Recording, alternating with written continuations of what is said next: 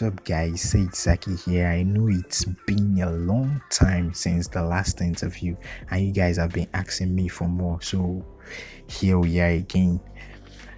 On today's interview, I had to bring Pronto from House of Anubis on the channel. I'm basically saying I'll be interviewing Pronto from House of Anubis, the winners of Season 3 NPL, that's the Nigerian Premier League.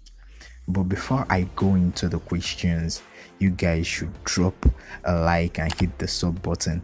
So let's get on with the questions.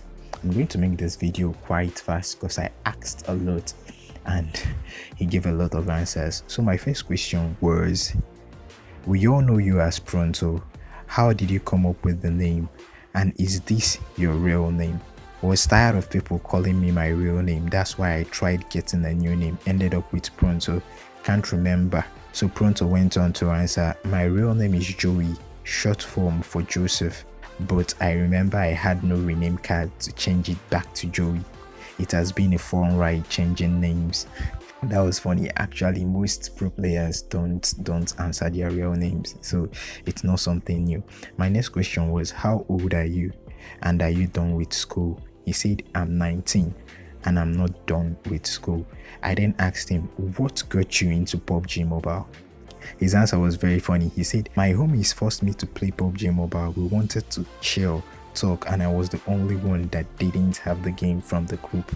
Ended up downloading it. Fun fact, they all stopped playing the game around season 5. So he was trying to say that he continued playing and now he plays for an esports organization in Nigeria. So that's just funny. My next question was, how did you start playing competitive and how did you end up with the current esports team? For you guys that don't know, he's playing now for House of Anubis. So his answer was, I started playing comp, would call that competitive because we were all noobs from Purple Trend Coach days. We renamed it to Easy Peasy later due to merging. Didn't follow the boys when they were joining RV to form Outsiders. Then lucky enough, Storm and Draco were trying to form a new team to play NA squads, which everyone knows as Slime for KT. Joined them cause playing with them was a vibe and it was fun. Then later we got picked up by an organization named House of Anubis. Everything is a process and you have to enjoy it. So what he was trying to say basically was that he started playing from trench coats, then he played for Easy Peasy, then he didn't follow to join with Outsiders, then he played for Slime for KT, which is now House of Anubis. My next question was, has the NPL rules affected your lineup in any way? The NPL, that's Nigerian Premier League rules. He said, yeah, it did, because we couldn't use Luca. That's the only major problem. But offline, known as my son has been back in lineup instead of Luca, and I would say we are playing at the same level we would with Luca on the team. My next question was, do you feel African competitions, that's esports competitions, have become more tedious, both having an upper hand and in tournaments and holding a lead? He said, I would say African scene competition has insane teams and has always been tedious, but the Nigerian scene still needs a lot of development. We have a lot of Nigerian good players, but they are all stuck inside a clan with like 50 players and no opportunity to play. Personally, I would love players to form teams instead of starting a new clan, due to the fact you get to play with the same people constantly, which helps build up synergy, which looks like a lot of teams are lacking. Clans that play good have the same players most representing them, but won't deny the fact that it's more harder. Players have improved, but we have a long way to go, and the way it can be achieved faster is if people started forming teams instead of a clan with 50 players. I've actually talked about this with my friend. I think the more people start playing together than playing with random different people, especially on the competitive scene, I think it will help build a very good team chemistry. That's in my opinion though. My next question was, how do you and also the team manage to play all scrims and competitions? Then his answer was, technically the schedule doesn't clash with each other. which is good for us. If they do, we prioritize which to play, and we have our guy Jagger to pick the scrims we play in as a team, practice, and what tournament we should play. My next question was, what do you do before a scrim or tourney for the warm-up? His answer was, you guys might get a very, very good tip from this. I basically do the regular vibe, which is go to the training like an hour before it starts, do some drills like train nades, spraying, simulating like it's final circle when everyone is prone with smokes up while listening to music. Once training ground timer is over, I play TDM, then enter the room with 10 minutes before it starts. Once I enter the room, I always get water to drink before the game starts. So different things works for different people. This is the one that works for him. You can actually try to do the same thing and know whether it will work for you.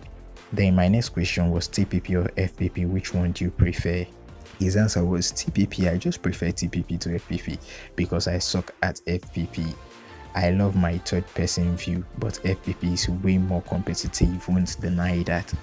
My next question was, what's your favorite loadout and map? Why?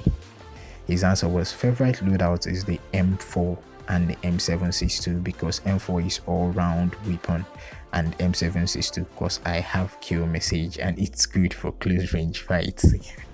So he also has a funny reason why he loves M762 because of the kill message. Nice. He went on saying, if I get to say mini, I would rock it for the mid-range fights and also to save ammo and to get more space for utilities since I get to carry the same bullets for both guns.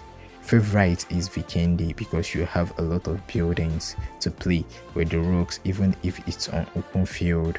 And the most important part is I can climb 80% of the roof. Okay, I actually found out these two in Vikendi.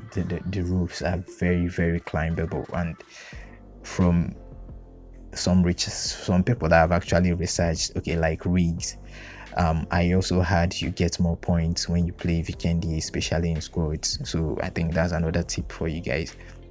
So my next question was, what's your tip and tricks for beginners? He said, number 1, have a good device, which is very, very crucial. Number 2, watch a lot of gameplays and scrims to see how zone reacts.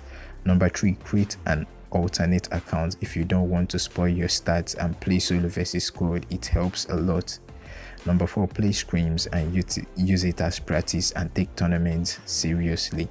Number 5, mainly have fun, which is actually the whole basic of this whole thing, having fun. So my next question was, and I think that was my last question, in your opinion, who is the best Nigerian player? He said, he went on answering, actually different people are going to have different opinions on this. This is his own opinion. He said, in my opinion, I would say Jesse. Honorable mention J, the top fragger. he was not like laugh my ass out. Funny. But for now, he said Jesse is the best Nigerian player. Storm, Andrew, Dan from Dark Dragons, Amy and Toga are also insanely good. So I think he meant that Jesse is the best Nigerian player for him. I kind of think the same thing. So these were all the questions I asked him, and this was actually the last question.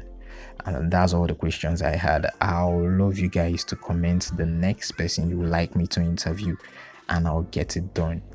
Well, I've been reading on reverse psychology, so please don't comment and don't hit the subscription button. I dare you. I double dare you. Bye for now.